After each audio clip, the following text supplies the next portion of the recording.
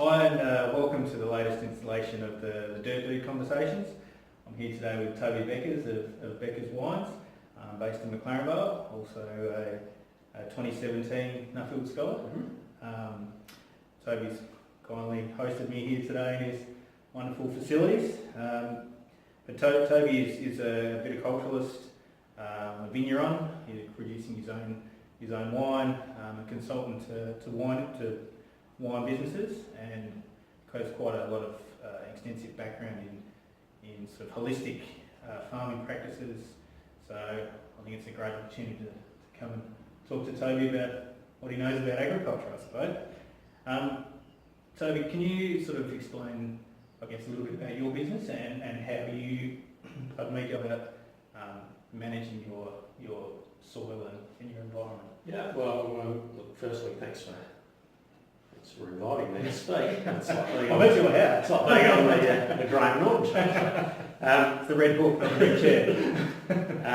I think my background really is very much in the vineyard side of the business. Nowadays, my wife and I own and operate Beckers Wine, which is a very small, focused wine business, pitched at the pointy end of the market, I guess you can say. Mm-hmm. And sold mainly direct to the consumer, but all of it relies still on good product. Yeah. Okay. And I think my interest in soil has always been around that link between how do you get the fruit quality that you're looking for. So it's a quality benefit issue that we're hunting for, and consistency rather than anything else. Mm-hmm. So that's been the way we approach it. I've got a longer history with other businesses in the past, which included some quite big biodynamic farming conversions to a certified organic and biodynamic system. So I've got some visibility across some of those other systems as well. I'm not really a fanatic about any of them. So what sort of shaped your perspective on how you go about farming? What's been the sort of inspiration behind it? Look, I think the first thing that's useful for everyone to do is just sit down and work out what's your motivation for looking at these opportunities and systems. And for us, it was wine quality, definitely. So how do we make these soils more resilient in a warm climate? Take the peaks and troughs out of seasonal variation, perhaps. Give them some resilience in hotter climates, those sort of things, and hopefully that would translate into more consistent production and quality, and also maybe and hopefully, and I think in reality, a little bit more uniqueness about what comes off our little tiny patch of vineyard, as opposed to we can't compete with Penfolds or on volume and price. It's got to be about something that's unique and Create your own specific to identity. us. Yeah. Yeah. And I think it seems logical to me is that if you can, these are all little one percenters, but if you can enhance what's unique about your place, the way you do it, the way you approach things, and include soil management, then you're giving yourself half a shot at creating something a bit special.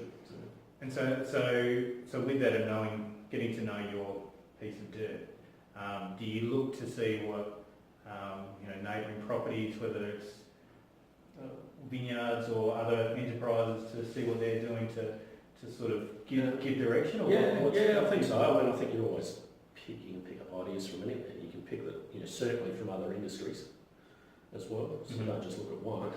Did you find that on your Nuffield? Yeah, absolutely. And the focus on my Nuffield was to go and look at other industries that weren't even in agriculture in a lot of cases. So what was the driver? What were you looking at specifically? I wanted to find people that sell to the same customer that we sell to, and see how they talk to them. So that might be a thoroughbred racehorse, not a bottle of wine. Yeah, they go a bit faster.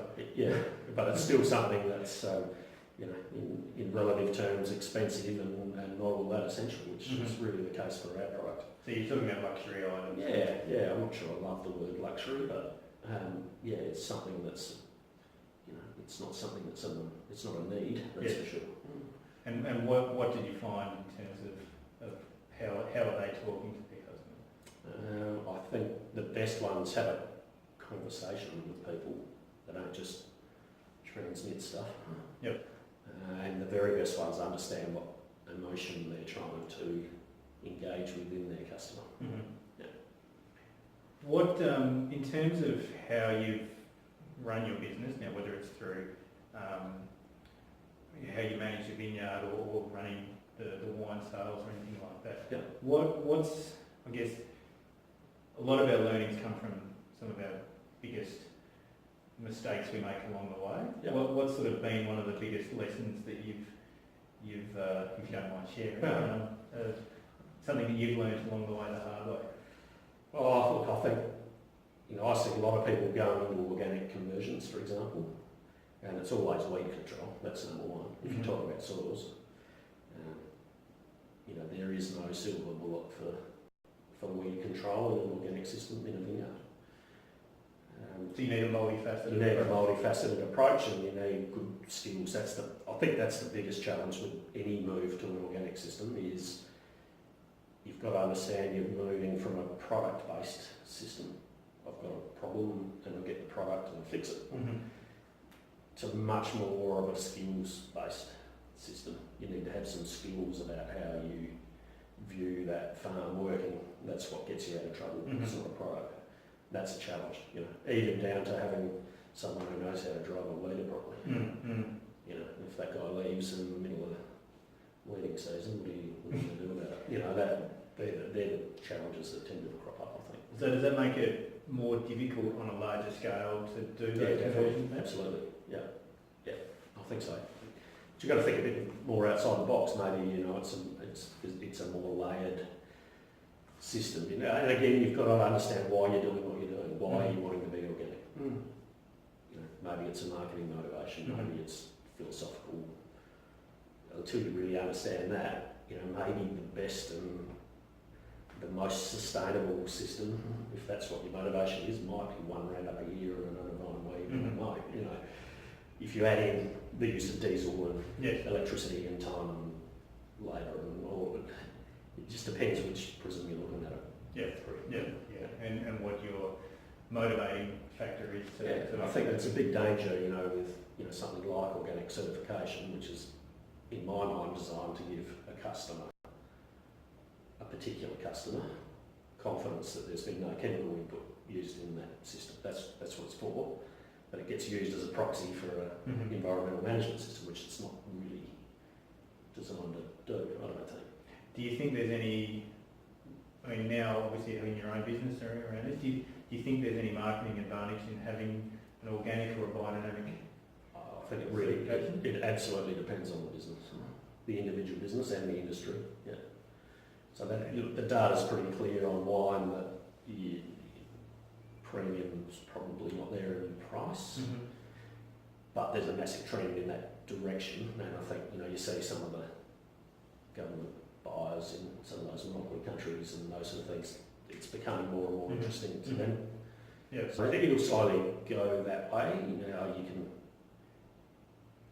can argue from a lot of points of view that maybe that's not that smart, but it's what's perceived that the customer wants, and that's what's driving it in that.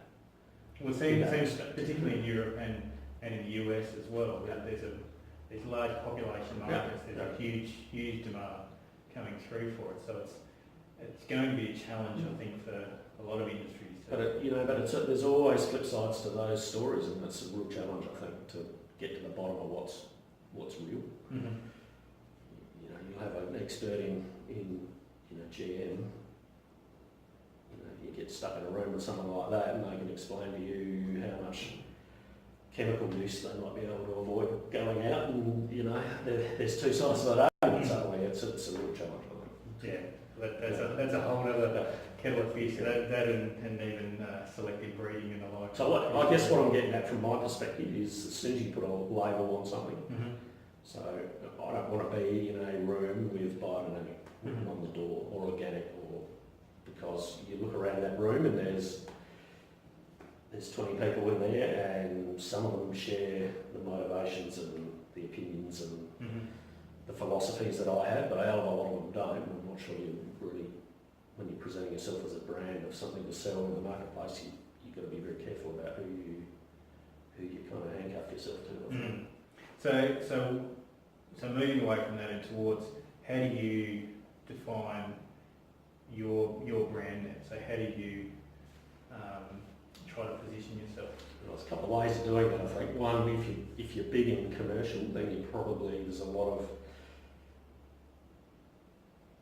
ways of looking at it in terms of saying, okay, well here I'm in a position where I can survey a customer, work out what they want, create a product that fits that need. That would be the fast-moving kind of consumer way of doing it.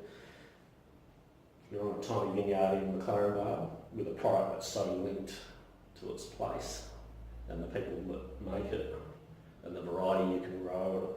You know, so from our perspective, it's about making something that we think is the best example of what our little place can do, and then we're going to find a customer base that fits. So it's a really different way of doing it. That's the way we had to approach it. It's the way fine wine works to a lot of Absolutely. to a greater extent, I think.